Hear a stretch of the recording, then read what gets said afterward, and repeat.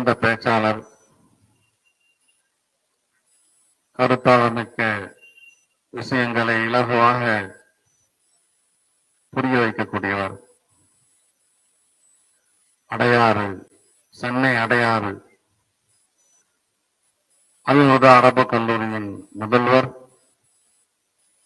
அங்கே இருக்கின்ற பள்ளிவாசலுடைய தலைமை இமாம் நம்மிடம் இப்போது உரையாற்றுவார்கள். அல்ஹம்துலில்லாஹ்.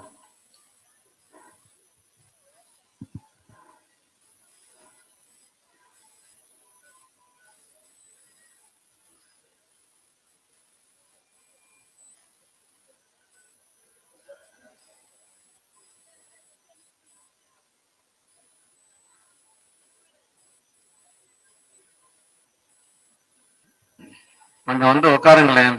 இந்த அதாவது மேற்கு புறத்துல உள்ள அந்த இடைவெளியில நிறைய பேர் உட்காரலாம். கொஞ்சம் நிறுத்தி வாங்க. வாசல்ல நிற்கக்கூடிய சகோதரர்களுக்கு இடம் கொடுங்க. நீங்களா கூப்பிட்டு உட்காருங்க. வாங்க, கொஞ்சம் வாங்க, கொஞ்சம் எந்திரிச்சு வாங்க.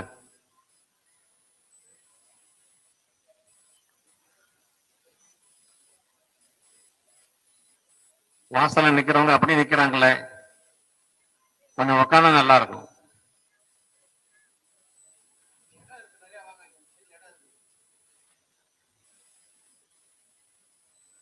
அவங்க இங்க வர மாட்டாங்க. நீங்க கொஞ்சம் நகர்ந்தா அங்க உட்காந்துப்பாங்க.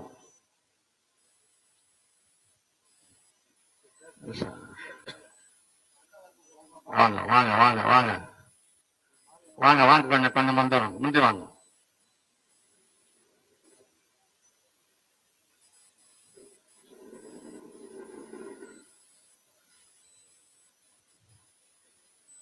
வாசல்ல நிக்கிறவங்களுக்கு உட்காரணுன்ற விருப்பம் வர்றதில்லை. அவங்களுக்கு விருப்பம் வந்தா தானா இடம் கிடைச்சிடும். நின்றுகிட்டே கடைசியில போயிடுவோம், கடைசியில வந்தோம் முதல்ல போயிடுவோம்னு நினைக்கிறாங்க. அல்ஹம்துலில்லாஹ். ஹதரத் பேசுங்க. ஹதரத். நஹ்மதுல்லாஹ் அல்-அஸீம் நுஸல்லி வ நுஸல்லிமு அலர் ரசூலில் கரீம். அம்மா பஅத். فقد قال الله سبحانه وتعالى في كلامه القديم والفرقان الحميد: أعوذ بالله من الشيطان الرجيم. بسم الله الرحمن الرحيم. إن الله اصطفى لكم الدين فلا تموتن إلا وأنتم مسلمون. صدق الله العظيم.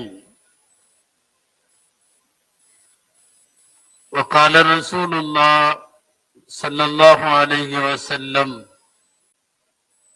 أعوذ بك من امرأة تشيبني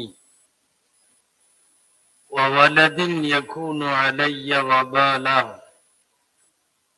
صدق رسول الله صلى الله عليه وسلم. அளவற்ற அருளாளனும் நிகரற்ற அன்புடையோனுமாகிய எல்லாம் வல்ல அல்லாஹுவின் பெயரால் துவங்குகிறேன்.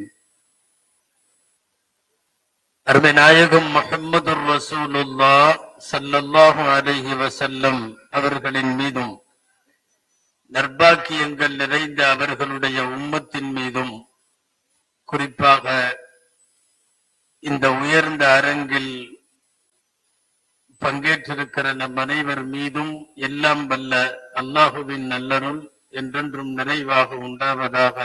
ஆமீன்.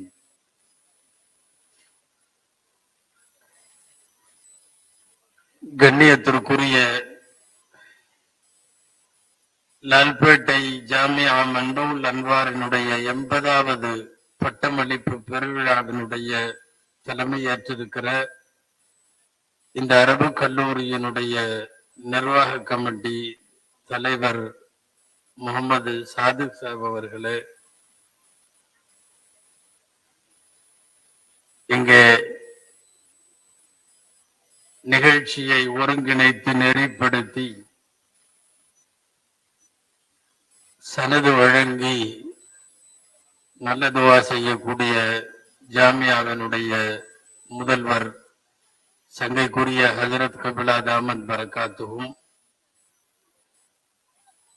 வந்தவர்களை எல்லாம் வரவேற்றிருக்கக்கூடிய மதரசாவுடைய செயலாளர் அமானுல்லா ஹாஜி அவர்கள், இந்த மதரசாவில் நிர்வாக குழுவிலே பங்கேற்று பணிபுரியும் பாக்கியம் பெற்றிருக்கக்கூடிய நிர்வாக பெருமக்கள், நிகழ்ச்சியில் சிறப்புரையாற்றி இருக்கக்கூடிய மூத்த ஆலிம் பெருந்தகை பஷீர் சேட் ஹசரத் அவர்கள், இதற்கு முன்னாலே நல்லதொரு உரை தந்து அமர்ந்திருக்கிற பெரியகுளம் அரபிக் கல்லூரியினுடைய நிறுவன முதல்வர் கண்ணியத்திற்குரிய ஹுசைன் ஹசரத் அவர்கள்,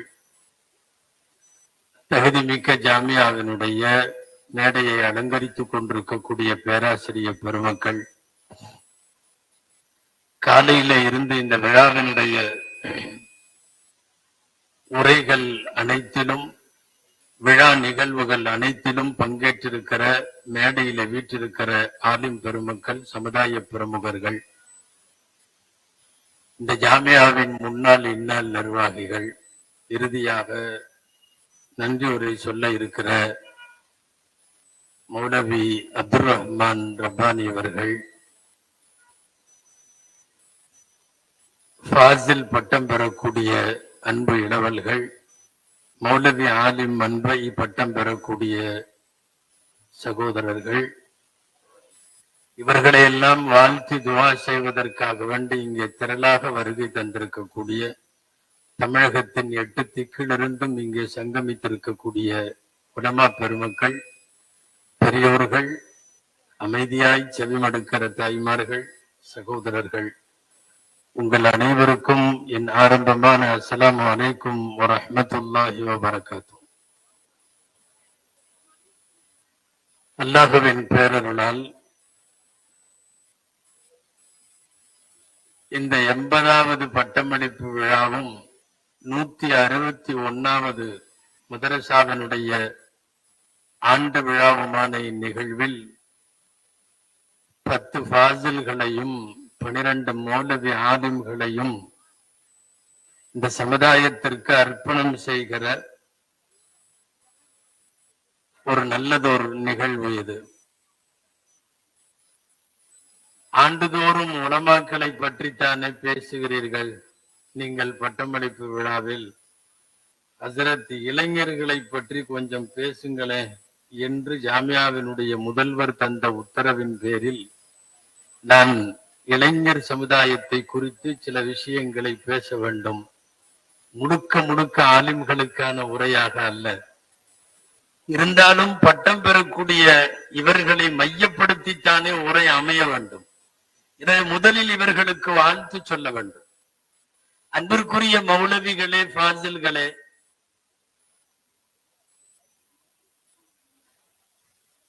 நபிமார்களினுடைய வாரிசுகள் கல்வியில் மட்டுமல்ல, நாம் கல்வியிலும் வாரிசுகள், நல்லொழுக்கத்திலும் வாரிசுகள். அல்லாஹ் வழங்கிய கல்வியை எம்பெருமானார் ஸல்லல்லாஹு அலைஹி வஸல்லம் உலகத்திற்கு பிரித்து தந்தார்கள். அது எல்லா கல்வியும் தான், எல்லா கல்வியையும் தந்தார்கள். நீங்கள் உலகத்தில் எந்த துறையின் கல்வியை எடுத்தாலும் அது பெருமானாருக்கு அந்த துறையிலே தகல் இருக்கும், அந்த துறையிலே அவர்களுக்கென்று ஒரு நுழைவு இருக்கும், அந்த துறையிலே அவர்களுக்கென்று ஒரு தனிப்பட்ட தாற்பயம் இருக்கும். எனவே கல்விக்கும் நாம் வாரிசுகள், நபிமார்களின் நல்ல ஒழுக்கத்திற்கும் வாரிசுகள். ஸல்லல்லாஹு அலைஹி வஸல்லம் அல்லாஹ் தங்களுக்கு தந்ததாக அவர்கள் 2 விஷயம் சொல்லுவார்கள். ஒன்னு அத்தபனி ரப்பி, இன்னொன்னு அல்லமனி ரப்பி. அத்தமனி ரப்பி, என் ரப்பு எனக்கு ஒழுக்கம் சொல்லி தந்தான். அல்லமனி ரப்பி, என் ரப்பு எனக்கு கல்வி கற்று தந்தான். எனவே கல்விக்கு மட்டும் நபிமார்களின் வாரிசுகள் அல்ல உலமாக்கள், கல்விக்கும் வாரிசுகள், நபிமார்களின் நல்ல ஒழுக்கத்திற்கும் வாரிசுகள். ஒழுக்கம் என்பது வெறும் ஒழுக்கம் சொல்லித் தரவில்லை, அத்தபணி ரப்பியோடு நிற்கவில்லை நாயகத்தின் நாவு. அழகிய ஒழுக்கத்தை எனக்கு கற்றுத் தந்தான். அதே போல கல்வியிலும் எனக்கு அழகிய இல்மை தந்தான். உலகத்தில எல்லா இல்மும் இல்முதான், சந்தேகம் இல்லை. ஆனா இது அஹ்ஸன தஅலீம் என்ற பெயர். நீங்கள் காலல்லா என்று கால ரசூலுல்லா என்று சொல்லுகிற போது இது உலகத்தின் அழகிய கல்வி. எனவே அழகிய கல்விக்கும் அழகிய ஒழுக்கத்திற்கும் நபிமார்களிடமிருந்து நாம் வாரிசுகளாக இருக்கிறோம். இந்த வயசில் இன்றைக்கு சமுதாய வெளியிலே பார்க்கிறோம். இந்த வயசுல உள்ள வாலிபர்கள் எப்படி இருக்கிறார்கள்? இங்கே மௌலவி பட்டம் பெறக்கூடியவர்களுக்கு மிஞ்சி போனால் ஒரு வயது 20, 22, ஃபாசிலில ஒரு 24 வயது இருக்கும், அவ்வளவுதான். 22, 24 வயதில் இன்றைக்கு இருக்கிற உலகத்தின் போக்கில் ஒரு இளைஞன் எப்படி உழவிக் கொண்டிருக்கிறான், அவன் பேச்சு, நடை, உடை, பாவனை, பழக்க வழக்கம் என்னென்ன என்பதையெல்லாம் யோசித்து பார்த்தால் இந்த பெரிய வித்தியாசமும் வேறுபாடும் வெளிப்படும். இந்த கல்வி கூடங்களுக்கும் இதர கல்வி கூடங்களுக்கும், இங்கிருக்கிற மாணாக்கர்களுக்கும் இதர மாணவர்களுக்கும், இங்கிருக்கிற இளம் மௌலவிகளுக்கும் பொதுவாக இளைஞர்களுக்கும் எக்கச்சக்கமான வேறுபாடு இருக்கும். கல்வியும் ஒழுக்கமும் சங்கமிக்கிற இடம் மதரசாக்கள் என்கிற அரபு கல்லூரிகள். ரெண்டும் சங்கமிக்கிற இடம். நான் தவறாக சொல்லுவதாக நினைக்க வேண்டாம். வெளியில இன்றைக்கு நிறைய பட்டப்படிப்புகளை தரக்கூடிய கல்லூரிகள் ஒழுக்க மாண்பை தருவதில் தோல்வியடைந்து விட்டது. நிச்சயமாக என்னுடைய வாதம் உண்மை. உங்களில் பலர் ஏற்காமல் இருக்கலாம். ஓடும் பஸ்ஸிலே தண்ணி அடிக்கிற மாணவர்களை இன்றைக்கு நாம் தமிழகத்திலே பார்க்கிறோம். இல்லை, கூட்டாக அமர்ந்து மரத்தடியிலே சரக்கு அடிக்கிற இளம் பெண்கள் நம்முடைய நாட்டிலே உருவாகி கொண்டிருக்கிறார்கள். 10ஆம் வகுப்போ 12ஆம் வகுப்போ படிப்பவன் எங்கோ ஒரு பாலத்திற்கு கீழே உள்ளங்கையிலே கஞ்சாவை தேய்த்துக் கொண்டிருக்கிறான். சர்வ சாதாரணமாய் நம்முடைய கண்களில் காட்சிகள் படுகிறது.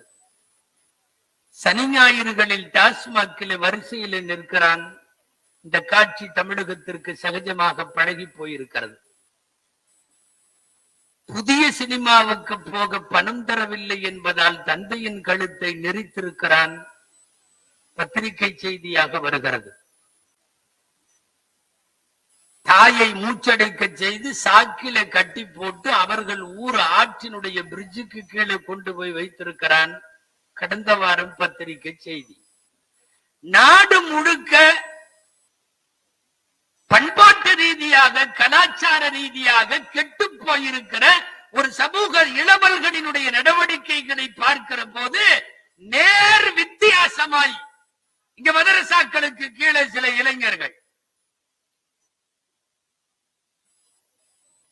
ஒழுக்கமும் கல்வியும் ரெண்டும் நபிமார்களிடமிருந்து வாரிசாக நமக்கு கிடைத்திருக்கிறது. நான் இந்த இளைஞர்களை மையப்படுத்தியே கடைசி வரை போக விரும்பவில்லை. நான் பொதுவாக முஸ்லிம் சமுதாயத்தினுடைய இளைஞர்களை பார்த்து சில விஷயங்கள் பேச வேண்டும். அன்பிற்குரியவர்களே, இளைய சமுதாயமே, ரப்பு தேர்ந்தெடுத்து தந்த அற்புதமான மார்க்கம் இந்த தீனுல் இஸ்லாம். அல்லாஹு அக்பர். மனிதர்கள் உருவாக்கிய மார்க்கம் அல்ல. சட்ட வல்லுநர்கள் எல்லாம் கூடி தீர்மானித்த சட்டம் அல்ல ஷரியத் சட்டம். திருக்குர்ஆனும் நபி மொழிகளும் அதன் வழியாக நமக்கு கிடைத்திருக்கிற விடுமியங்களும் இவைகளெல்லாம் அல்லாஹ் உருவாக்கிய மார்க்கம். உருவாக்கியவன் ரப்புல் ஆலமீன். இஸ்லாத்தை தந்தவன் ரப்புல் ஆலமீன். இன்றைக்கு நீங்களும் நானும் வீட்டிலே வாழுகிற வாழ்க்கை யாரோ ஒரு மனிதன் உருவாக்கி கொடுக்கவில்லை, ரப்பு உருவாக்கி தந்தான். இன்னல்லாஹ் அஸ்தஃபா லக்குமுத்தீன். அல்லாஹ் உங்களுக்கு ஒரு மார்க்கத்தை தேர்வு செய்தான். பல தமுத்துன்ன இல்ல வான்தும் முஸ்லிமுன். செத்தாலும் முஸ்லிமா தான் இறக்க வேண்டும். இறக்கிற போதும் இஸ்லாம் என்கிற அந்த இனிய தொடர்பை விட்டு விடாதீர்கள் என்கிறது குர்ஆன். மாறி மாறி இளைஞர்களின் காதிலே சங்கூத வேண்டும். நீ இருக்கிற மார்க்கம் போல் உலகத்தில் தெளிவான மார்க்கம் கிடையாது.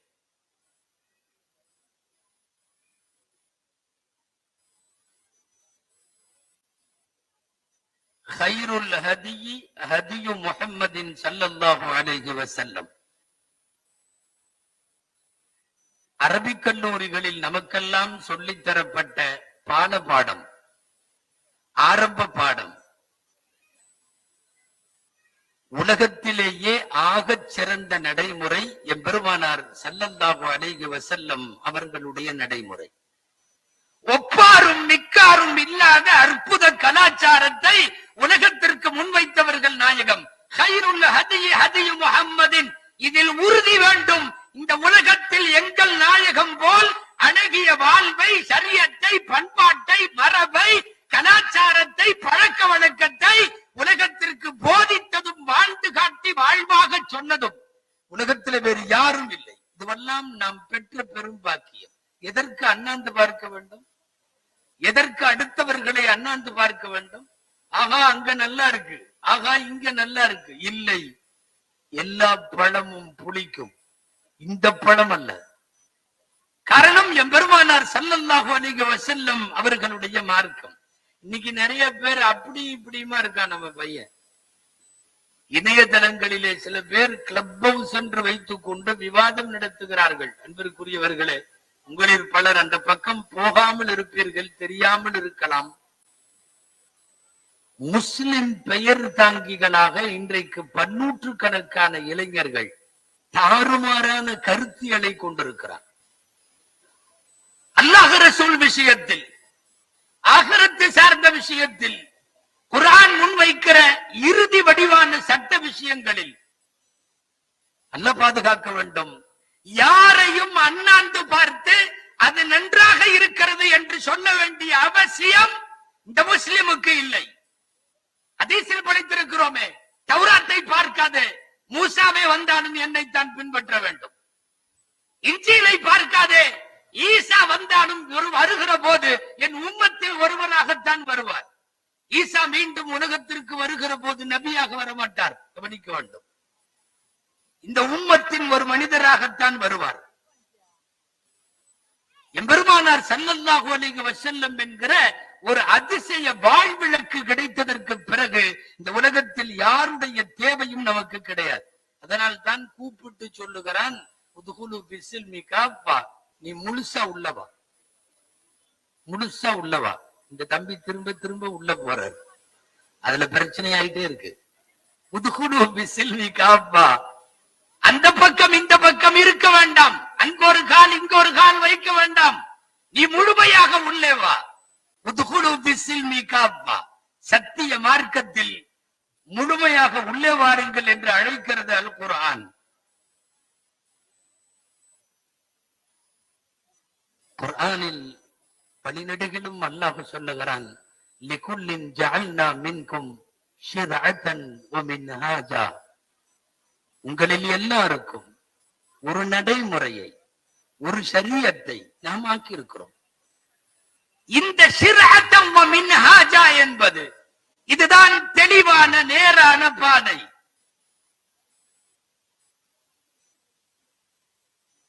வாலிபர்களை பார்த்து சொல்லுகிறேன், நீங்கள் என்ன வேண்டுமானாலும் தொலைந்து போனால் வாங்கி கொள்ளலாம். உங்களுடைய செல்போன் போய்விட்டது, ஒன்னும் பிரச்சனை இல்லை, கிடைச்சிரும், திரும்ப வாங்கிடலாம். உங்களுடைய வாட்ச் போயிருச்சு, உங்க காரு போயிருச்சு, உங்களுடைய ஏதேதோ போயிருச்சு, வீட்டு பத்திரமே எல்லாம் போகட்டும். ஈடு செய்ய முடிகிற இழப்பு தான். உன் மார்க்கம் உன்னை விட்டு போனால், உன் ஷரியத்து போனால், உன்னுடைய நல்ல ஒழுக்கம் போனால் அது திரும்ப மீட்க முடியாது. ஏன்? உன் வாலிபமே கடந்துருச்சுன்னா மீட்க முடியாது. வாலிபத்தை திரும்ப நம்ம பாடத்துல கவிதை படிப்போம் இல்லையா, என்றாவது ஒரு நாள் வாலிபம் திரும்பி வரட்டும், இந்த நிறை படுத்துகிற பாட்டை நான் வாலிபத்திடத்திலே சொல்லுவேன். இந்த நிறை என்னென்ன பண்ணுது? 2 கால்ல நடந்த என்னைய 3 கால்ல நடக்க வச்சிருக்கு. நான் நல்லா தொழுதுட்டு இருந்த என்னைய சேர்மனாக்கி உட்கார வச்சிருச்சு. நீங்க சேர்மன் ஒண்ணு வேற மாதிரி நினைச்சுக்காதீங்க, இருக்கையில உட்கார்ந்து தொழுகிறேன்னு சொல்றேன். இப்ப ரொம்ப பேர் அப்படி சொல்றாங்க நம்மகிட்ட. ஹஜ்ரத் நான் இப்ப சேர்மன் ஆயிட்டேன். அப்ப நரைப்படுத்துகிற பாட்டை இளமையிடம் திரும்பி வருகிற போது சொல்லுவானாம், வராது, திரும்பி வராது இளமை. அன்பிற்குரியவர்களே, காலத்தே இதே இளம் வயதில் நீங்கள் தக்க வைத்துக் கொள்ள வேண்டிய அம்சம் மார்க்கம் பல இடங்களில் சுட்டி காட்டுகிறது. 2 அம்சம் தக்க வைத்துக் கொள்ள வேண்டும். ஒன்னு தீன், இன்னொன்னு குலுக். இதைத்தான் பெருமானாருடைய வார்த்தைகளில் அத்தபனி வ அல்லமனி என்று சொல்லுகிறோம். இன்னொரு ஹதீஸில் இப்படி பார்க்கிறோம், இதா ஹதப இலைக்கும் மன் தர்லவுன தீனஹு வ குலுகஹு. யாருடைய மார்க்கம் நல்லா இருந்துச்சுன்னா, குணம் நல்லா இருந்துச்சுன்னா பொண்ணு கொடுத்துருங்க. பொண்ணு கொடுத்துருங்க. பொண்ணு கட்டி கொடுக்கறதா இருந்தா மெயார் என்ன, அளவுகோல் என்ன? 2 தான். ஒன்னு தீன், இன்னொன்னு குலுக், குணம் வேண்டும். இதைத்தான் பெருமானார் ஸல்லல்லாஹு அலைஹி வஸல்லம், என் ரப்பு எனக்கு நல்ல ஒழுக்கம் கொடுத்தான்,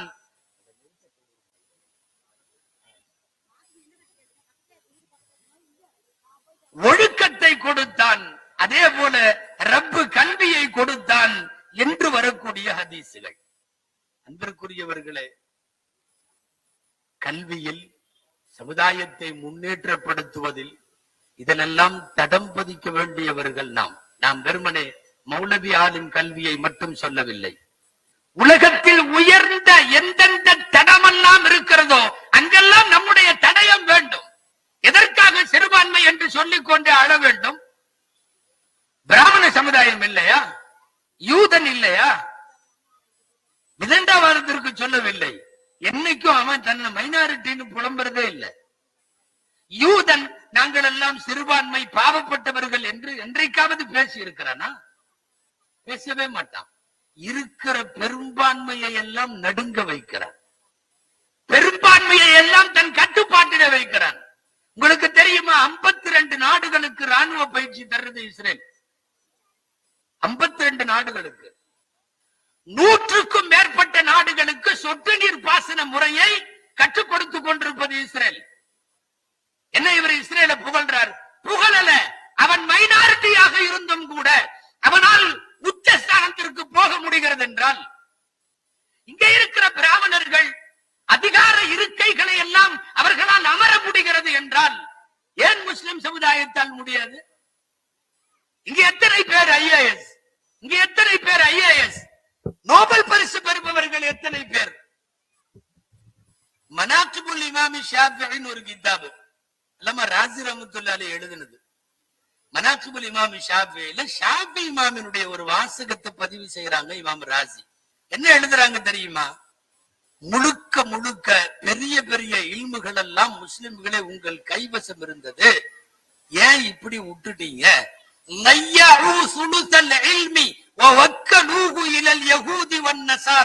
பேசுறது இல்மு திப்ப பேசுறாங்க, மருத்துவம் சார்ந்த படிப்புகளை பேசுறாங்க.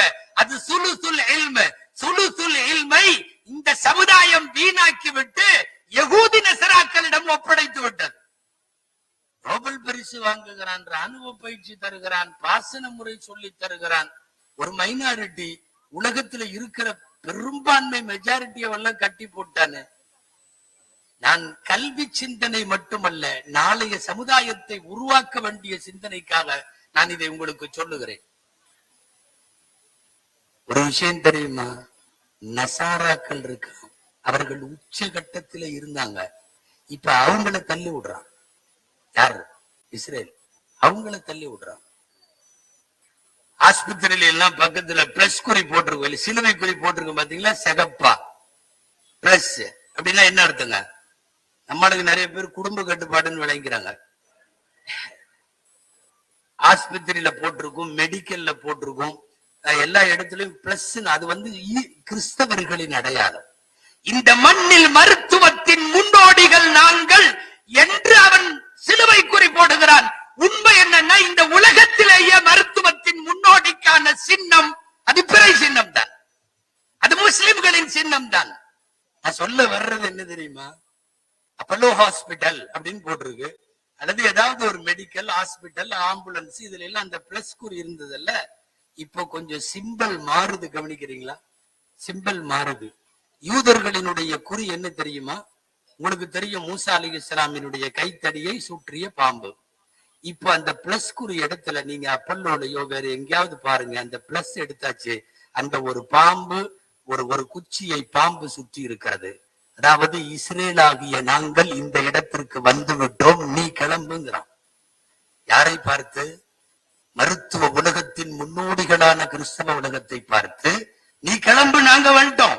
இன்னைக்கு ஹாஸ்பிட்டல்கள்ல சிம்பல் மாறுது, மெடிக்கல்கள்ல சிம்பல் மாறுது, மருத்துவ ஆராய்ச்சி நிலையங்கள் எங்கெங்கெல்லாம் அகில உலக அளவில் எல்லாத்திலையும் சிலுவை நகர்கிறது, இது போய் உட்காருகிறது.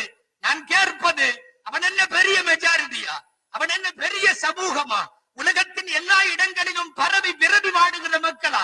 இல்லை, இல்லை. ஆக சிறுபான்மை சமூகம் எவ்வளவு பெரிய பெரிய ஜாம்பவான்களை பிடித்து கீழே தள்ளி விடுகிறான் தெரியுமா? ஒரு சமுதாயத்தை முன்னேற்றப்படுத்துவதில் முனைப்பு காட்ட வேண்டும். அது கல்வியில் வென்றெடுக்க வேண்டும், வேலை வாய்ப்பில் வென்றெடுக்க வேண்டும். ஒரு சமுதாயத்தை நல்ல சமுதாயமாக உருவாக்குவதில் காலம் போய் கபருக்கு போக இருப்பவர்களிடம் பேசி பிரயோஜனம் இல்லை. நாளைய தலைமுறையை உருவாக்குகிற இளைய சமுதாயத்திடத்திலே சொல்லுகிறோம். அது என்னமோ தெரியல, இன்னைக்கு இருக்கிற இளைஞன்ட்ட இந்த மாதிரி துறை சார்ந்து சாதனை படிக்கணுங்கிறதெல்லாம் போயிருச்சு. காசு காசு வேணும், அவ்வளவுதான். யாரு சொன்னா? நான் பல தடவை சொல்லுகிறேன், திரும்ப திரும்ப திரும்ப திரும்ப திரும்ப திரும்ப திரும்ப இந்த உலகத்துல சொல்லப்பட்ட பொய், காசு இருந்தா வாழ்க்கை நல்லா இருக்குங்கிறது இல்ல.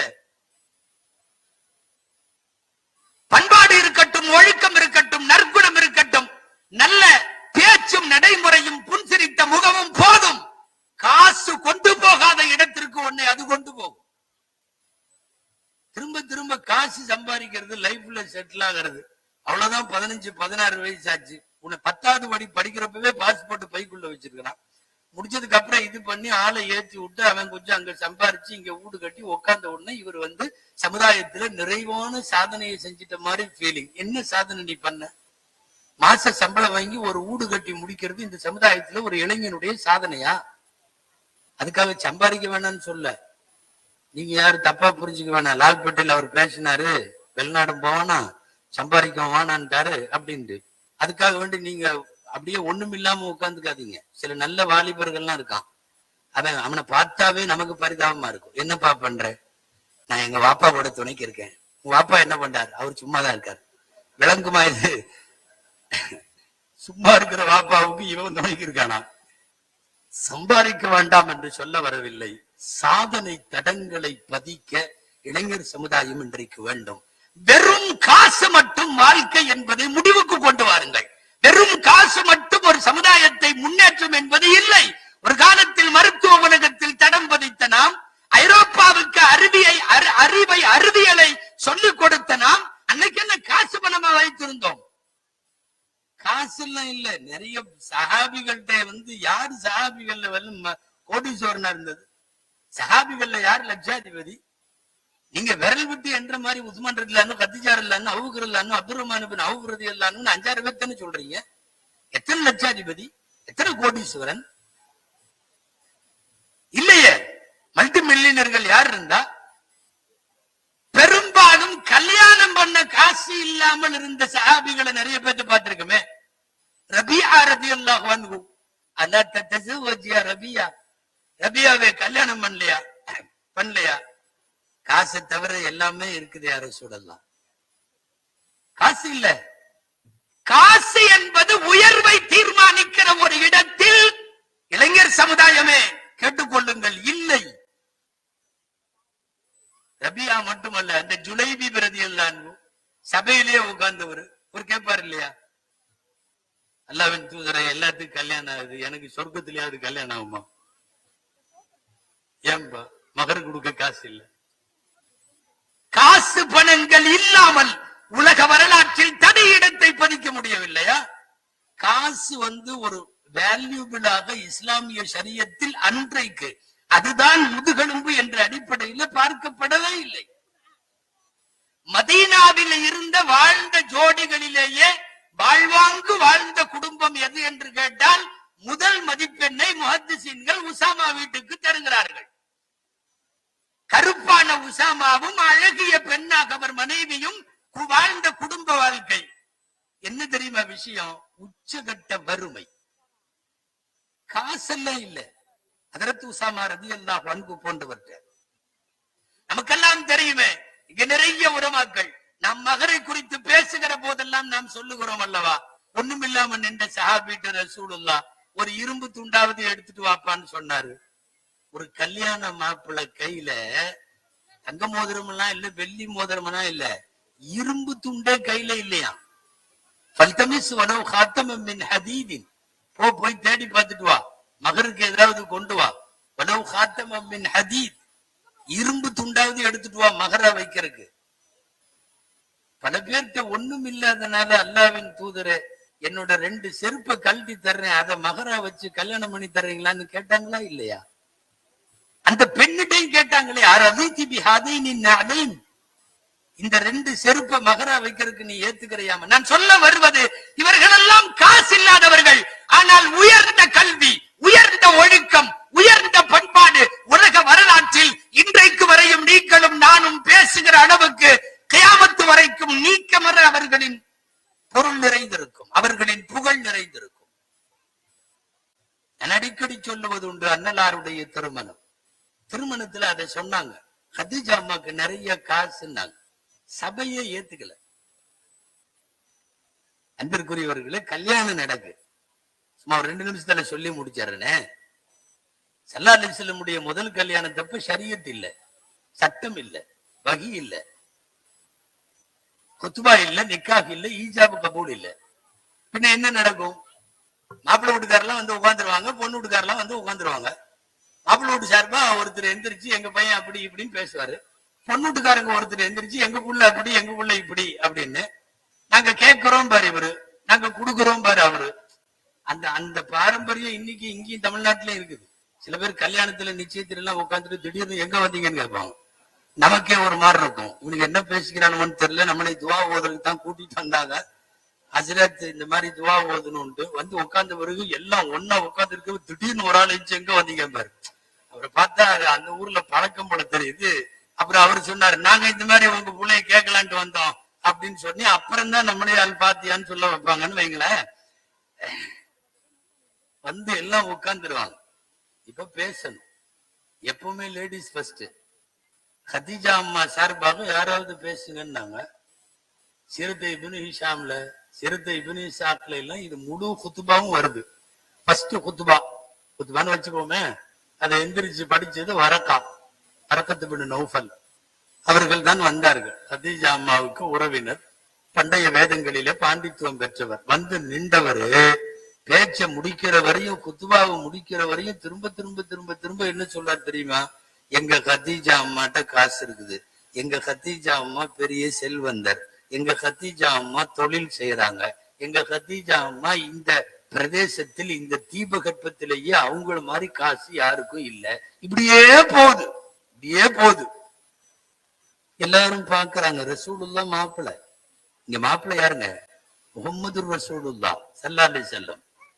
அவங்க எல்லாம் எதுவும் சொல்ல முடியாது, பாக்கெட்ல காசு இல்ல. இங்க பயங்கரமா காசுன்னே ஓடுது. அவர் பேசி முடிச்சு, இப்படிப்பட்ட பெண்ணை முகம்மதுவுக்கு தர நாங்கள் சம்மதிக்கிறோம் உட்கார்ந்தார். இப்ப எந்திரிச்சு அவங்க பேசணும். இருக்கிறவங்கள பெரியவங்களை தானே பேச வைப்பாங்க. அப்போ அபூ தாலிப் அவர்கள் எழுந்து நின்றார்கள். அபூ தாலிப் எழுந்து மாப்பிளைய பத்தி பேச ஆரம்பிச்சாங்க. அல்லாஹு அக்பர். ஃபஇன்ன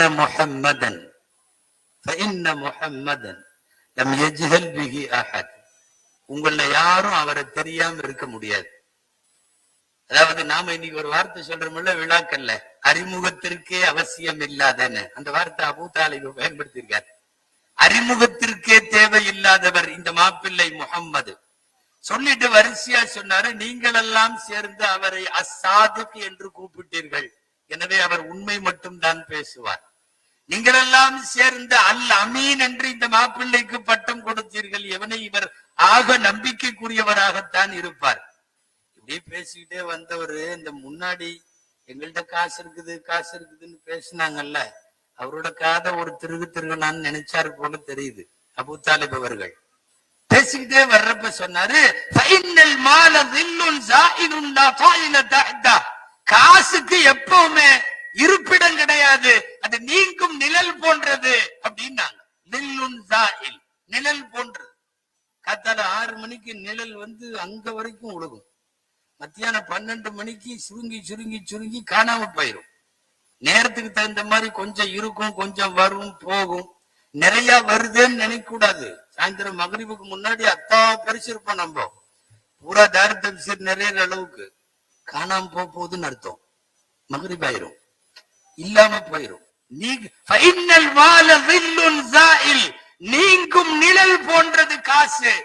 இந்த கடைசி வரி வந்து ரசூலுல்லாவுக்கு எல்லாம் சம்மந்தமே இல்லை. ரசூல்லா பத்தி பேசியாச்சு, சாதிக் அமீன் அப்படி மாப்பிள்ள இப்படி மாப்பிள்ள எல்லாம் சொல்லியாச்சு. இந்த கடைசி வரி அவருக்காக வச்சது.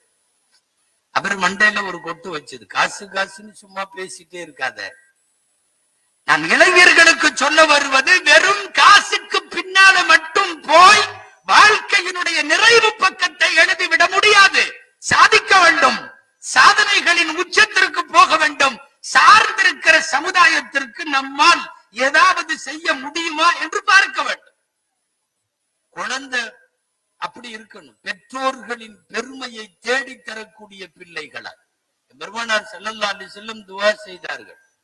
என்னன்னா, யா அல்லாஹ், நான் அந்த மனைவி அந்த மகன் 2 பேர்த்துல இருந்து பாதுகாப்பு தேடுறேன். அந்த மக்கா எந்த மனைவி நர வர்றதுக்கு முன்னாடியே என்னை நரைக்க வைத்து விடுவாளே. அதாவது நர வர்ற வயசுல வந்தா பரவாயில்ல, அதுக்கெல்லாம் முன்னாடியே நர வருது. ஆமா, நிறைய பேர் இள நரையோட இருந்தா வேற மாதிரி புரிஞ்சுக்கணும். தெளிவா சில பேர்லாம் அப்படி கேக்குறாங்க. ஒரே வயசுல உள்ளவங்க, அவருக்கு நரைக்கல இவருக்கு நரைச்சிருச்சு அப்படின்னா, அந்த நரைச்சவர்கிட்ட பக்கத்துல வச்சு கேட்டீங்கன்னு வைங்களேன், உங்க வயசு தான் ஆகுது, அவருக்கு முடி பூரா கருப்பா இருக்கு, அவர் டப்புன்னு சொல்லுவாரு. என்னை மாதிரி மனைவிய கூட வச்சு இருக்க சொல்லி பாருங்க, கூட இருந்தாவே நரைச்சிரும் போல தெரியுது. ஆனா நாம கூட இருக்கிற வரையும் அவங்களுக்கு அவ்வளவா நிறைக்கிறதே இல்லை. தாய்மார்கள் வேற இந்த பக்கம் ஓப்பனா உட்கார்ந்து இருக்கிறாங்க. அன்பிற்குரியவர்களே, நிறை வருவதற்கு முன்பே என்னை நிறைக்க வைக்கிற மனைவியை விட்டும் பாதுகாப்பு தேடுகிறேன். எனக்கு பெரிய முசீபத்தாய் வந்து அமைந்து விடுகிற பிள்ளைகளை நான் பாதுகாப்பு தேடுகிறேன். எனக்கு அப்படி புள்ள வேணாம். யகூனு அலைய வபாலா, எனக்கே முசீபத்தாய், எனக்கே தண்டனையாய் அப்படி அமையக்கூடிய பிள்ளைகள் எனக்கு வேண்டாம் என்று துவா செய்தார்கள். இன்ஸ்பிரேஷன் என்று சொல்லுவார்கள் அல்லவா, நமக்கான மாடல்கள். உங்களுக்கு நல்ல பெற்றோர் மாடலாக இருக்கட்டும், உங்களுக்கு படித்து கொடுத்த நல்ல ஆசிரியர்கள். நான் இங்க இருக்கிற இளைஞர்களுக்கு சொல்ல, ஒட்டுமொத்தமா இளைஞர்களுக்கு சொல்றேன். ஏன்னா இந்த அரங்கத்திலையும் நிறைய பேர் இளைஞர்கள். அது என்ன பத்துவாவோ தெரியல, நாம எங்க இளைஞர்களை பத்தி நாங்க போய் பேசுறதுக்கு உட்கார்ந்தாலும் வெள்ளதாரியா தான் உட்கார்ந்துருப்பாங்க. ஏதாவது பள்ளிவாசல்ல அங்க இங்க போய் இளைஞர்கள் அப்படின்ற தலைப்புல பேச சொல்லுவாங்க. எதிரில தெரியறது பூராமே வெள்ளதாடி. நம்மளாம் நினைச்சுக்கணும், இவங்க எல்லாம் இளநரை. அப்போ உங்களை பெற்றெடுத்த பெற்றோர்கள் உங்களுக்கு முன்மாதிரிகளாக அமையக்கூடும். கண்டிப்பாய் ஆசிரியர்கள் முன்மாதிரிகளாக அமையக்கூடும். அது போக வாழ்ந்து முடித்த ஒரு பெரிய வரலாற்று பார்வை நமக்கு இருக்கிறது. அதுல எக்கச்சக்கமான பேர் இருக்காங்க. அல்லமா ஹஜ்ரத் இப்னு மஸ்ஊத் ரலியல்லாஹு அன்ஹு சொல்லுவது போல, உயிரோடு இருப்பவனுக்கு பின்னாடி போயிட்டே இருக்காத, மௌத்தா போனவங்களை ஃபாலோ பண்ணு. ஃபைனல் ஹய்ய மன் கான முஸ்தன்னன் ஃபல்யஸ்தன்ன பிமன் கத் மாத். யாராவது பின்பற்றுவதாக இருந்தால் முன்னாலே போனவர்களை பின்பற்றுங்கள். ஃபைனல் ஹய்ய லா துமனு அலைஹில் ஃபித்னா. உயிரோட இருக்கணும் என்னை பின்பற்றிட்டே போனேன்னா டபக்குன்னு அவன் வலிக்கிடுவான். அண்ணன் அண்ணன் அண்ணன் அண்ணன் அண்ணன்ட்ட போனானுவோ, கட்சியில என்னடா ஆச்சுன்னா அது வெண்ண வெண்ண வெண்ணன்னு ஒரு மாதிரியா. ஆமாங்க, நீங்க எங்கேயாவது லமீரை மீட்டுறீங்க போல தெரியுது. அண்ணன்னு சொன்ன உன்ன எந்த லமீரையும் மீட்டுக்கீங்க. அப்போ ஃபைனல் ஹய்ய லா துமனு அலைஹில் ஃபித்னா. உயிரோட இருப்பவன் பின்னாடி இந்த அண்ணன் தான் எனக்கு எல்லாமே, அவர் சொன்னாதான் குர்ஆன், அவர் சொன்னாதான் ஹதீஸ்ன்ட்டு போனா கடைசியில வந்து ஃபித்னால சிக்குற போது யாரை பின்பற்றதுன்னு தெரியல. எப்பவுமே பின்பற்றுறது மௌத்தா போனவங்களை பின்பற்றிடணும். என்ன கன்ஃபார்மா இனி அவர் ஃபித்னால சிக்க மாட்டார். கபூர்ல போயெல்லாம் எந்த ஆடியோவும் போட முடியாது. அதனால உயிரோடு இருப்பவர்களை பின்பற்றுவதை விட இறந்து போனவர்களை பின்பற்றலாம். இறந்து போயிடணும். உயிரோடு இருக்கிறப்பவே ஃபாலோ பண்ணிட்டே இருந்து நிறைய பேர் பாபா பாபா பாபான்னு எங்கெங்கயோ போய் அந்த பாபா சாயாது பாபாவா சாய் பாபா அவரு போய் அவரு பின்னாடியே போய் அவரு தான் எல்லாமே அப்படி இப்படி திடீர்னு பார்த்தா மூத்த போயிட்டாரு. இங்க இருக்கிறவங்க எல்லாம் கைய பேசுறான். என்ன பதில் சொல்றது? கடவுள் கடவுள்னு சொல்லி பழகிட்டான். கடவுளை திடீர்னு பார்த்தா கடைசி நேரத்துல கர்நாடகா ஆஸ்பத்திரியில அட்மிட் பண்ணிட்டாங்க. அவனுக்கு சொல்றதுக்கே வெக்கமா இருக்கு. எங்கடா இருக்காரு? கடவுளை அட்மிட் ஆயிருக்காரு. இப்ப எப்படிடா இருக்காரு? கடவுளுக்கு ட்ரிப்ஸ் இறங்குது, கடவுளுக்கு டயாலிசிஸ் பண்றாங்க. இதுல என்ன விஷயம்னா, ஆஸ்பத்திரிக்கு முன்னாடி ஒரு பெரிய கூட்டம் சேர்ந்து நிக்கிறான். ரப்ப பகலாம் என்னமோ ஆஸ்பத்திரிக்கார ரூப வாங்க போற மாதிரி. டைம் பிக்ஸ் படி அது போகுது. இவன் ஆஸ்பத்திரியில பெரிய கூட்டம் பயங்கரமா இவ்வளவு நாள் அவர்கிட்ட போய் காப்பாத்து காப்பாத்துன்னு கத்துறவன் இப்ப ஆஸ்பத்திரியில நின்று அவரை காப்பாத்து காப்பாத்துன்னு கத்துறான். காப்பாத்து காப்பாத்து, யாருக்கா காப்பா? கடவுளை காப்பாத்து. உலகத்திலேயே மோசமான லாஜிக் இது. உலகத்துல ஒரு தனியார்கிட்ட போய் நின்று கடவுளை காப்பாற்று அப்படின்னு கேட்கறது, கடவுளுக்கு ட்ரிப்ஸ் இறங்குறது, அப்புறம் கடைசியில அவன் கையில கொடுத்துட்டான் கடவுளை ஏதாவது பண்ணிக்கணும். ஜமானிச்சாகணுமே, என்ன பண்றது? அவர் மீண்டும் வருவார். வேற வழியே இல்லை. நம்மளை நாமே சமாதானம் பண்ணிக்கிறதுக்கு அதுதான வழி. நீங்கள் யாரையாவது பின்பற்றி வாழ வேண்டும் என்று முடிவெடுத்தால் நான் சொன்ன 3 தரப்பு தான். ஒன்று, உங்கள் பெற்றோர், அவர்கள் வழிகாட்டக்கூடும். 2வது, உங்களுக்கு கற்றுத்தந்த ஆசிரியர்கள் நிச்சயம் வழிகாட்டக்கூடும். 3வது, இந்த சமுதாயத்தில் வாழ்ந்து மறைந்து புகழ் வாழ்வு வாழ்ந்த மரணித்த பெருமக்கள். சொல்லுவது நான் அல்ல, இப்னு மஸ்ஊத் ரலியல்லாஹு அன்ஹு. அவர்களை பின்பற்றி மகத்தான சாதனைகளை செய்வதற்கு இளைய சமுதாயம் தன்னை தயார்படுத்தியாக வேண்டும். குறிப்பாக நபிமார்கள், நல்லோர்கள். திருக்குர்ஆனின் வழி நெடுகிலும் அப்படிப்பட்ட வரலாறு இருக்கிறது. நாங்க அதனாலதான் பெரியவங்கள்ட்ட எல்லாம் சொல்றது, பள்ளி நிர்வாகிகள்கிட்ட, மதரசா நிர்வாகிகள்கிட்ட, இவங்கள்ட்ட எல்லாத்துட்டையும் சொல்றது, கொஞ்சம் கூட ஒரு 10 இளைஞர்களை கூட சேர்த்துங்க நாளைய நிர்வாகத்துக்கு. அவங்க ஒண்ணு இப்ப ஒண்ணும் உங்களை பண்ண மாட்டாங்க. யாரும் பயப்பட வேணாம், யாரும் பயப்பட வேணாம். சில பள்ளி முத்தவள்ளி எல்லாம் ஒரு முடிவோட இருப்பாங்க, மௌத்தா போற வரை நம்ம தான் முத்தவள்ளின்னு. அப்படியே இருக்கட்டும். அல்லாஹ் மௌத்தா போற வரை உங்களை வைக்கட்டும். கூட ஒரு 10 இளைஞர்களை சேர்த்துக்கணும். பள்ளி நிர்வாகத்துல, மதரசா நிர்வாகத்துல அவங்க புடிச்சுட்டா என்ன பண்றது? ஒன்னும் ஆகாது. புடிச்சுட்டாலும் நீங்க வழிகாட்டுங்க, உங்களுடைய அனுபவத்தை சொல்லி கொடுங்க. நான் குறிப்பாக சுன்னத்து வல் ஜமாஅத்தை சார்ந்த நிர்வாகங்களை சொல்லுகிறேன். நீ அவனை வேணாம் வேணான்னு தள்ளி தள்ளி நிக்கிற, வேற ஒருத்தன் மாவட்ட செயலாளர் பதவி தர்றேங்கிறான். ஆமா, நீ தான் இந்த ஒன்றியத்துக்கே பெருந்தலைங்கிறான். ஒரு கொடி கொடுக்கறான், ஒரு பேனர் கொடுக்கறான், சமயங்கள்ல 2 வீலர் கொடுக்கறான், திடீர்னு மேடையில ஏற்றி சால்வை பொத்திடுறான். நீங்க நம்ம ஆளுங்க இவங்கள இப்படியே துரத்தி விட்டு ஆனா எங்கேயாவது போய் நிக்கிறான். தயவு செய்து வாலிபர்களை உங்களோடு இணைத்துக் கொள்ளுங்கள். ஒரு துணை கமிட்டியாக, வேற ஏதாவது செயல் வீரராக. என்னமோ ஒரு இளைஞர் பேரவை, வாலிபர் மன்றம், ஏதாவது என்னமோ வைக்கிறானுங்கல்ல, வருத்தப்படாத வாலிபர் சங்கம். ஏங்க இப்ப அப்படி எல்லாம் வச்சிருக்கானுங்கல்ல, என்னமாவது ஒரு பேர்ல ஒரு சங்கத்தை வச்சு அவனுங்களை உள்ள கூப்பிட்டுக்கலாமே. உள்ள கூப்பிடலன்னா அது வேற மாதிரி போகுது. தவறானவர்களை யாரை பின்பற்ற முடியாதோ அந்த இடத்திற்கெல்லாம் போகக்கூடிய ரசூலுல்லாஹ் இந்த விஷயத்துல நான் சொல்றேன் கேளுங்களேன், அழகா அடையாளப்படுத்துவாங்க. ஸல்லல்லாஹு அலைஹி வஸல்லம் ஹஜ் கொஞ்சம் கேளுங்களேன். ஹஜ்ல அரஃபாவுக்கு வந்தாச்சு. காலையில இருந்து அரஃபால இருந்தாச்சு. அரஃபால மக்ரிபோட கிளம்பணும் இல்லையா? மக்ரிபு தொழக்கூடாது. ஸல்லல்லாஹு அலைஹி வஸல்லம் கிளம்புவாங்கன்னு எல்லாம் நின்றுட்டு இருக்காங்க. சுமார் 1 லட்சம் பேர் இல்லையா? கிளம்பிட்டாங்களா? இல்ல, கிளம்பல. ரசூலுல்லாஹ்வுடைய வாகனம் எங்க நிக்குது? அங்கதான் நிக்குது. ஏன் இன்னும் கிளம்பாம இருக்காங்க? தெரியல. கிளம்பல. ரொம்ப நேரமா உருவாகுது, மக்ரிப் ஆகுது, கிளம்புவாங்கன்னு பார்த்துக்கிட்டே இருக்காங்க, கிளம்பல. கடைசியில உசாமா வந்தாச்சா அப்படின்னு கேட்டாங்க. வந்துட்டாரு. உடனே எந்திரிச்சிட்டாங்க. வண்டியில ஏறி உட்கார்ந்துட்டு உசாமா பின்னாடி ஏறு அப்படின்னாங்க. டபுள்ஸ்ல அரஃபாவுல இருந்து முஸ்தலிஃபா வரையும் யார உட்கார வச்சு கூட்டு போறாங்க? உசாமாவை. 1,00,000 பேர் சஹாபாக்கள் பல நாடுகளையும் ஊர்களையும் தேசங்களையும் இனங்களையும் சார்ந்த மக்கள் அத்தனை பேரும் அண்ணாந்து பார்க்கிறார்கள். ரசூலுல்லாஹ்வோடு ஒரு குதிரையில் டபுள்ஸ்ல பின்னாடி உட்கார்ந்து போறது யார்? உலக விசாரணைக்கு அவர் உசாமா உட்படுத்தப்படுகிறார். உலகம் விசாரிக்கிறது. எல்லாரும் சொல்லுகிறார்கள் அவர் பெயர் உசாமா, அவர் இப்படி இப்படி இருப்பார். ரசூலுல்லாஹ் கூட இப்ப அடுத்த படை தளபதியை பெருமானார் அறிமுகப்படுத்துகிறார்கள். அரஃபா பெருவழியில வைத்து நாம் அடையாளப்படுத்த வேண்டும். அதே மாதிரி மீனா வந்தாச்சு. மறுநாள் காலையில ஜம்ரத்துக்கு வந்தாச்சு. கல்லறிற இடம் இல்ல, கல்லறிக்கு போகல, மினா டென்ட்டுக்கு வந்திருக்காங்க. ஸல்லல்லாஹு அலைஹி வஸல்லம் கிளம்பணும், கிளம்பல. என்ன இது இப்படி கிளம்பாம இருக்காங்களே? எல்லாம் ஜம்ரத்துக்கு ரெடி ஆயிட்டாங்க.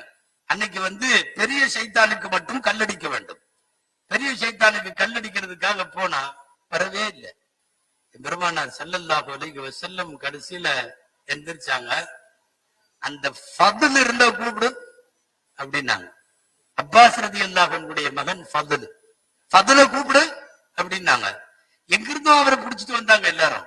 ரசூலுல்லாஹ் கூப்பிடுறாங்க. வண்டியில பின்னாடி ஏறு அப்படின்னாங்க. கூப்பிட்டு உட்கார வச்சுட்டு வண்டி தயாராகுது, ஜம்ரத்துக்கு போறதுக்கு தயாராகுது. அத்தனை பேரும் விசாரிக்கிறார்கள். யார் இவர்? 18 வயசு 20 வயசு தான் இருக்கும் போல தெரியுது. யார் இவர்? இவர் ஃபதுல் இப்னு அப்பாஸ் என்று பெயர். இப்படி இப்படி எல்லாம் படிப்பார், இப்படி இப்படி எல்லாம் போர் செய்வார். இவருக்கு இந்த நன்மைகள் தன்மைகள் எல்லாம் உண்டு. ஊர் அறிய உலக அறிய பேசுகிறார்கள். வரலாறு குறித்து வைத்திருக்கிறது. உலக புகழ் பெற்ற ஹஜ்ஜத்துல் விதாவினுடைய உரையை பெருமானார் ஸல்லல்லாஹு அலைஹி வஸல்லம் ஆற்றுகிற போது அந்த உரையை உலகம் கவனிக்கிறது. அந்த உரையிலே பின்னாடி அமர்ந்திருந்த ஃபதுலையும் உலகம் கவனிக்கிறது. அப்ப உசாமாவை கூப்பிட்டு உட்கார வச்சு உலகத்துக்கு காட்டுறது, ஃபதுல் ரலியல்லாஹு அன்ஹுவை கூப்பிட்டு வைத்து உலகத்திற்கு காட்டுவது, இதெல்லாம் என்ன தெரியுமா? எனக்கு பிறகு ஒரு திறன் பெற்ற வீறுபடை கொண்டு எழுகிற ஒரு இளைய சமுதாயத்தை இதோ நான் உருவாக்குகிறேன் அர்த்தம். இல்லைன்னா என்ன பண்ணிருக்கணும்? சீனியாரிட்டி படி யாராவது ஒரு வயசான சஹாபியை கூப்பிட்டு என் பின்னாடி உட்காருங்கன்னு கூப்பிடு. இல்ல, நான் இருக்கிறேன், நான் போகலாம். நான் போனதற்கு பிறகு என் இடத்திலே இருந்து இந்த உம்மத்தை வழிநடத்த உறுதியும் தீரமும் தினமும் தோற்ற படிவும் ஆதாபாகுவான அம்சமும் நிறைந்த ஆட்கள் தேவை. இதோ உசாமா வைப்பார், இதோ ஃபதுல் வைப்பார்.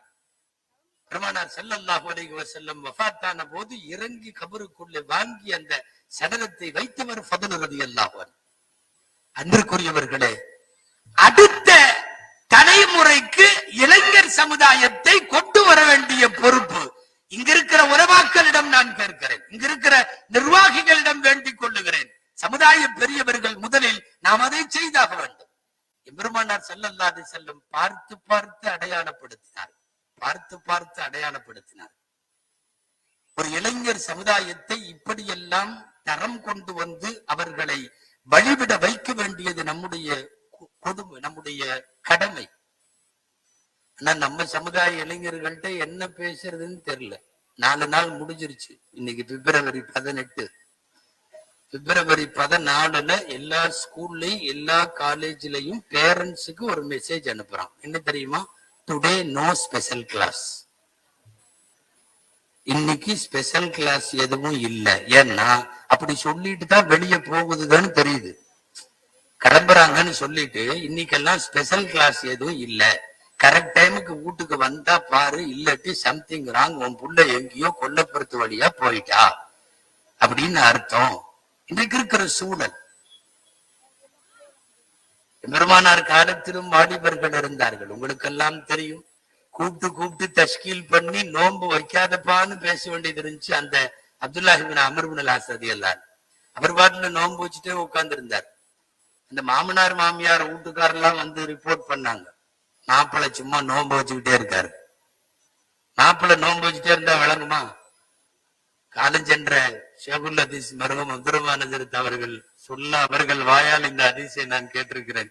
ரொம்ப சுவாரஸ்யமா சில வார்த்தைகள்லாம் சொல்லுவாங்க.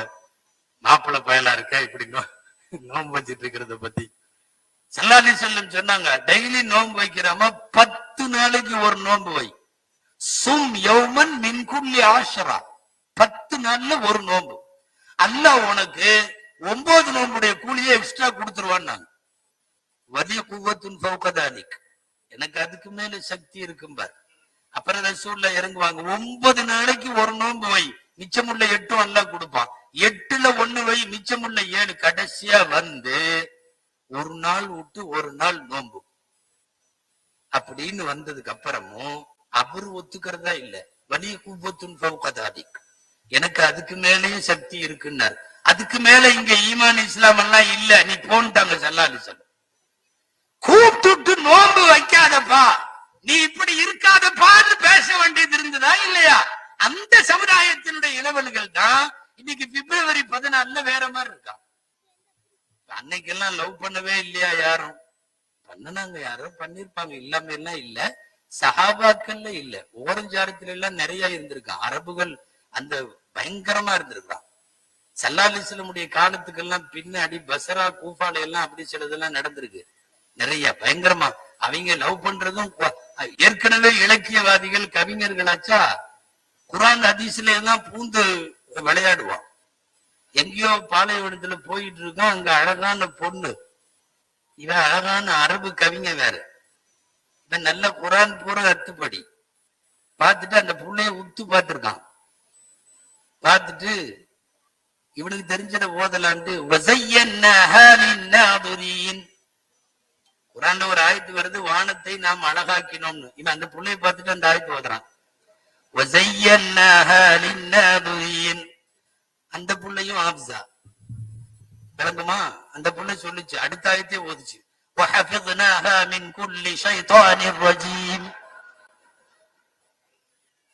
நீ வானத்தை அழகாக்கணுங்கிறத சொல்ற, பக்கத்திலேயே அல்லாஹ் சொல்றான், எல்லா சைத்தான்கிட்ட இருந்தும் நாம் அந்த வானத்தை பாதுகாத்திருக்கோம். என்னடா இது, இந்த புள்ளிட்ட பருப்பு வேகாது போல தெரியுது, எதுக்கும் பேசி பார்ப்போம், எனக்கு நீ வேணும் அப்படின்னு சொல்லணும். குர்ஆன்ல ஒரு ஆயத்து வருது மாயிதால, யாரெல்லாம் எங்களுக்கு தட்டு நிறைய உணவு கொடு சாப்பிடணும்னு. இது அந்த புள்ளிட்ட ஓதுறான். நுரீது அன் நஅகுல மின்ஹா வ தத்மஇன்ன குலூபுனா, நாங்க சாப்பிடலாம்னு நினைக்கிறோம், எங்க உள்ளமெல்லாம் நிம்மதியா போகும். யார பார்த்து சொல்றான்? அந்த புள்ளைய பார்த்து உரீது அன் நஅகுல மின்ஹா, சாப்பிடலாம்னு நினைக்கிறோம். அந்த புள்ள பார்த்துச்சு, என்னமோ கல்யாண ஐடியால இருக்கானா என்னன்னு தெரியல. சரி மகர கேட்போம். லன் தனாலுல் பிர்ர ஹத்தா துன்ஃபிகு மிம்மா துஹிப்பூன், நீ கொடுக்க வேண்டியது கொடுத்தீன்னா நடக்க வேண்டியது நடக்கும்னு அந்த அம்மா சொல்லுது அந்த ஆயத்துல. பிரியமானதை நீங்கள் தர வேண்டும். இவன்கிட்ட காசு கிடையாது. இந்த நிறைய பேர் பயங்கர லவ்ல சுத்துறவனெல்லாம் பாக்கெட்டு காலியா தான் சுத்துறான். ஆனா ஏற்கனவே கொடுத்து கொடுத்து காலியா இருக்கும்னு நினைக்கிறேன். சரி, அப்படின்னா இவன் குர்ஆன்ல ஒரு இடத்துல வருது, கடனாலே கஷ்டப்படுறவனா இருந்தா என்ன பண்றது? அப்படின்னா அந்த பொம்பளை தெளிவா ஒரு ஆயத்து ஓதிச்சு, காசே கையில இல்ல மூதேவி, நீ எதுக்கு என்கிட்ட? உலாயிக கல் அன்ஆமி பல் ஹும் அضل, எல்லாம் மிருகம் மாதிரி உள்ளவனுங்க நீங்கள்ன்ற மாதிரி ஏதோ பேசிருச்சு. இவனுக்கு கோபம் வந்துருச்சு, பயங்கரமான. நம்மளை பார்த்து காசு இல்ல, நம்மளே அன்ஆம்ங்கிறா, இவன் நமக்கு கிடைக்கவும் மாட்டா, நம்மள்ட்ட அன்பா பேசக்கூட மாட்டேங்கிற. ஒரு முடிவு பண்ணி, லஅனத்துல்லாஹி அலைக்கி வ அலா குல்லி உன்ஸா, உன் மேலையும் எல்லா பொம்பளை மேலையும் அல்லாஹ்வோட சாபம் உண்டாகட்டும். அந்த பொம்பளையை திட்டினா பரவாயில்ல, எல்லா பொம்பளையும் திட்டினா அத்தனை பொம்பளை மேலையும் அல்லாஹ் சாபம் உண்டாகட்டும். ரொம்ப அசால்ட்டா கூலா அந்த அம்மா சொல்லுச்சு, ஆண்களுக்கு பெண்களை போல 2 மடங்கு தர வேண்டும். ஆண்களுக்கு இல்ல, ஒரு காதலிக்கு பின்னாடி சுத்திக்கிட்டே இருக்கிறதும், அவளுக்கு கவிதை எழுதுறதும், பிப்ரவரி 14க்கு வெளியில கூட்டிட்டு போறதும், இப்படியே வந்து மொபைல்ல ராத்திரி 1:30 மணிக்கு அஸ்ஸலாமு அலைக்கும்னு அனுப்பிக்கிட்டே உட்கார்ந்து, இதெல்லாம் ஒரு வாழ்க்கையா? இல்ல இது லட்சியமா? எப்படி எத்தனை எத்தனை பேர் எப்படி எல்லாம் இருந்த சஹாபாக்களை அல்லாஹு அக்பர் யோசித்து பார்க்கிறோம். நீங்களெல்லாம் அடிக்கடி பதில் பேசுகிறீர்கள். எத்தனை பேர் இளைஞர்கள் நோன்பு வைத்துக் கொண்டு களத்திலே போராடி போராடிய இளைஞர்கள். மதீனால ஒரு வயசான அம்மா, ரொம்ப வயசான கிழவி. அந்த அம்மாவுக்கு ருபையன்னு பேர், ருபைய பின்த் ஹாரிஸ். அந்த அம்மா ஒரே ஒரு பையன் தான், வேற யாரும் இல்ல வீட்டுல. அந்த அம்மாவுக்கு அந்த பையன், அந்த பையனுக்கு அந்த அம்மா. பையன் பேரு ஹாரிசா, ஹாரிசா இப்னு சுராகா ரலியல்லாஹு அன்ஹு. தொழுதுட்டு வர்றாரு. பத்ரு நடக்க போற நேரம், ரசூலுல்லாஹ் பத்ருக்கு எல்லாத்தையும் வாங்கன்னு கூப்பிடுறாங்க. இவருக்கு போலான்னு ஆசை. அம்மாட்ட சொல்ல வர்றாரு, என்னன்னு, நான் பத்ருக்கு போறேன். அந்த அம்மா மனசுக்குள்ள இன்னைக்கு பையன் வந்த உடனே அவனுக்கு பொண்ணு பாக்குறத பத்தி பேசணும். ஏன்னா வீட்டுல அந்த அம்மாவுக்கு துணை இவருதான், இவருக்கு எல்லாம் அந்த அம்மா தான். ரெண்டு பேர்த்து தவிர யாரும் இல்ல. வயசான கிழவின்னா கூன் விழுந்த கிழவி, குடுகுடுப்பு கிழவி, அடியுண்டும் கிழவி. வந்த உடனே நான் ஒரு விஷயம் பேசணும்னு இவரு. யாரு? ஹாரிசா இப்னு சுராகா. நானும் உங்ககிட்ட ஒண்ணு பேசணும். சரி, முதல்ல பையன் தான், எப்பவுமே தாய் பசங்களுக்கு தான் முன்னுரிமை. சொல்லுப்பா. இல்ல, ரசூலுல்லாஹ் பத்ருக்கு போறாங்க, எல்லாரும் வீட்டுக்கு போறாங்க, கட்டாயப்படுத்தல, ஆனா எனக்கு போகணும்னு ஆசையா இருக்கு, போய் ஷஹீதாகணும்னு ஆசை இருக்கு. ஒரே ஒரு தாயை பார்த்து கொள்றதுக்கு ஆள் இல்லைங்கிறது நல்லா தெரியும், கன்ஃபார்ம். அந்த கிழவி என்ன செய்யும், யார் ஊட்டுவா, யார் பாப்பா, யார் படுக்க வைப்பா, யார் குளிக்க வைப்பா, எல்லாமே இந்த பையன் ஷஹீதாகணுங்க. ஆனா அந்த அம்மா மனசுல இருந்துச்சுல்ல, இவனுக்கு கல்யாணம் பண்ணணும், பொண்ணு பார்க்கணும், எல்லாத்தையும் நிறுத்திருச்சு. நீ போகணும் அதானே, கிளம்பு. எந்திரிச்சு நின்று நெத்தியில முத்தம் கொடுத்து ஒற்றை கிளவி கைய புடிச்சிட்டு ஊர் எல்லை வரை வந்து பத்ருக்கு எல்லாரும் போகிற போது, எக்கேடோ கட்டு போகிறேன்னு தமிழ்ல சொல்லுவாங்கல்ல, ஒன்று ஆதரவு இல்லாத கிழவி அனுப்பி வைத்து விட்டது, திரும்பி வந்துருச்சு. பத்ரு முடிந்தது, பத்ரு வெற்றி, பத்ரு வெற்றி. எல்லாரும் திரும்பி வருகிறார்கள். துரதிருஷ்டவசமா ஒண்ணு நடந்துச்சு. என்ன தெரியுமா? பத்ரே தொடங்காததுக்கு முன்னால முதல் நாள் நைட்டு எதேச்சையாக தவறாக ஹாரிசா கொல்லப்பட்டு விட்டார். கிணத்துல தண்ணி குடிக்க போனாரு. கிணத்துக்கு பாதுகாவலராக பெருமானார் ஸல்லல்லாஹு அலைஹி வஸல்லம் யாரையோ ஒருத்தரை போட்டு வச்சிருந்தாங்க. தண்ணியில் விஷம் கலக்க யாராவது வரக்கூடும், கிணறை அபகரிக்க யாராவது வரக்கூடும், வந்தா கரெக்டா சொருகிறணும்னு சொல்லி குறி தப்பாதவரை அங்கே நியமித்தார்கள். அவரு ஹிப்பான் என்று வருகிறது, ஹுபாப் என்று வருகிறது. தொண்ட குழியில அந்த குரல் வளைக்குள்ள விட்டா அந்த வளைக்குள்ளேயே போகும். கண்ணி இமையில கருவிழிக்குள்ள போகும்னா கருவிழிக்குள்ளேயே போகும். அவர் தான் அங்க உட்கார்ந்து இருக்காரு. ஹாரிசாவை முன்பின் பார்த்ததில்லை. நள்ளிரவு நேரம், விளக்குகள் இல்லாத காலத்தில் தண்ணி குடிக்க வந்த ஹாரிசாவை சரியாக விட்டார். குரல் வழியில பாய்ந்து உடனடியாக வஃபாத். இந்த காத்து கொண்டிருக்கிற கிழவி மூதாட்டி ருபையக்கு இந்த உலகத்தில் ஆறுதலுக்கு ஆள் இல்லை, ஆள் இல்லை. ஆனா தெரியல, பத்ரு முடிச்சு எல்லாரும் வர்றாங்க. வரவேற்கிறதுக்கு குடும்பம் எல்லாம் மதீனா பூரா வாசலுக்கு வந்துருச்சு. இப்ப இருக்கிற குபா பக்கத்துக்கு பள்ளிக்கு பக்கத்துல இருக்கிற இடத்துலதான் எல்லாம் வந்து பத்ருக்கு வரவேற்க நிக்கிறாங்க. அந்த இடத்துல வந்து இந்த அம்மாவும் நின்னுச்சு. ருபைய பின்த் ஹாரிஸ். பையன் வருவான், பையன் வருவான். ரசூலுல்லாஹ் ஸல்லல்லாஹு அலைஹி வஸல்லம் கடைசியாகத்தான் வருவார்கள். எல்லாம் வர வர ஆரம்பிக்க ரெண்டு பேரா வர்றாங்க, அவங்க குடும்பம் போயிருது. ரெண்டு பேரா வர்றாங்க, அவங்க குடும்பம் போயிருது. மெட்ராஸ் ஏர்போர்ட்ல ஆட்சிகள் வர்றப்ப இருக்கிற நிலைமை மாதிரி, நம்ம ஆட்சி எப்ப வருவாரு எப்ப வருவாரு, வர வர ஒவ்வொரு குரூப்பா போகும். சில பேர்த்துக்கு அவசரம் பொறுக்க முடியாம பௌத்தோ ஹயாத்தோ எங்கான்னு இருக்காரா அப்படின்னு வர்றவர்கிட்ட கேட்பாங்க. ஆமாமா, அவரு சாமானம் எடுத்துட்டு இருக்காரு, வருவாரு இல்லையா. வர வர வர எல்லாரும் போறாங்க. இந்த அம்மா காத்து கொண்டு நிற்கிறது. யார்கிட்டயோ ரொம்ப நேரம் பொறுமை இழந்து கேட்டுருச்சு, என் பையன் ஹாரிசா வர்றானா, என் பையன் ஹாரிசா பின்னாடி வர்றானான்னு கேட்டுச்சு. இந்த கேட்டவரு கொஞ்சம் மெதுவா சொல்லிருக்கலாம், கொஞ்சம் இங்கிதமா சொல்லிருக்கலாம். அவர் என்ன அவசரமோ டப்புன்னு போட்டு வேற மாதிரி உடைச்சிட்டார். ஹாரிசாவெல்லாம் இல்ல, அதெல்லாம் இறந்துட்டாரு, அவர் ஷஹீதெல்லாம் ஆகல, போரெல்லாம் நடக்கிறதுக்கு முன்னாடியே செத்து போயிட்டாருன்ற மாதிரி சொல்லிட்டு போயிட்டாரு. அப்போ அவ்வளவுதான். இருக்கிற ஆர்வம் எல்லாம் போன அந்த கிழவி அப்படியே நிக்குது. வீட்டுக்கு போக மாட்டேன், முகமது ரசூலுல்லாஹ் வரட்டும், போகவே மாட்டேன், அங்கேயே நிக்குது. அதுக்கப்புறம் யார்கிட்டையும் கேட்கல, என் பையன் எங்க வந்தாரா, கேட்கவே இல்லை. கடைசியாக வருகிறார்கள் பெருமானார் ஸல்லல்லாஹு அலைஹி வஸல்லம்.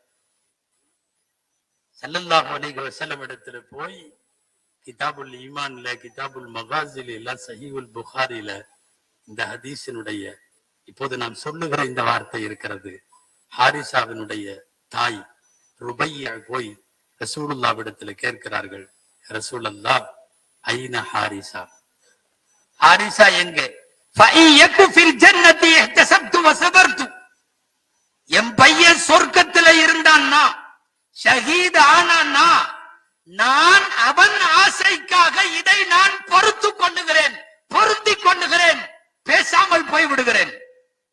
அப்படி அவன் ஷஹீது மட்டும் ஆகல, மௌத்தான் போனான்.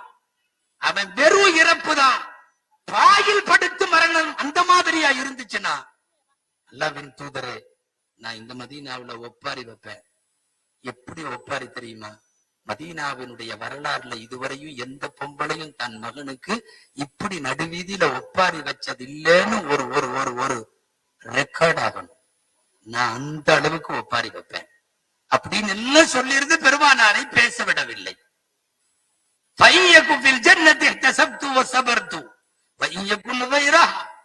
அப்படி இல்லை அப்படின்னு சொன்னா, நான் இவ்வளவு பெரிய ஒப்பாரி வைப்பேன். நிகழ் நாயகன் ஸல்லல்லாஹு அலைஹி வஸல்லம் கண்களிலே கண்ணீர். யோசித்து பாருங்கள், அந்த பையனுக்கு இந்த அம்மாவை தவிர யாரும் இல்ல, இந்த அம்மாவுக்கு அந்த பையனை தவிர வேற யாரும் இல்ல. வாழ்க்கையே சூனியமாகி போகிற, நாளைக்கு என்னன்னு தெரியாத ஒரு நிலையில் மூதாட்டி குச்சியோடு நிற்கிறாள். தன் மகனுடைய செய்தி இப்படி வருகிறது. பெருமானார் ஸல்லல்லாஹு அலைஹி வஸல்லம் கேட்டார்கள், ஏ ருபையா, ஹல் ஹுனக ஜன்னத்துன் வாஹிதா வ அன்ன இப்னக அஸாபல் ஃபிர்தௌஸல் அஅலா. நீ என்ன அங்க ஒரு சொர்க்கம் இருக்குதுன்னு நினைச்சியா? எக்கச்சக்க சொர்க்கம் இருக்கிறது. தாருல் முகாமா இருக்கிறது, தாருல் கரார் இருக்கிறது, தாருஸ் ஸலாம் இருக்கிறது, எல்லாம் இருக்கிறது. ஃபிர்தௌஸ் இருக்கிறது. உன்னுடைய மகன் ஃபிர்தௌஸுல் ஜன்னத்துல் ஃபிர்தௌஸிலே இருக்கிறான். ஒன்றும் சொல்லவில்லை.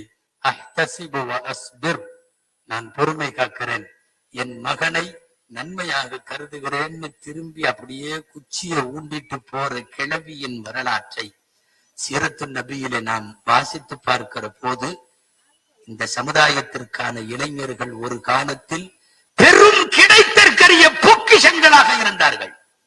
இன்னைக்கு எங்க போய் தேடுவது?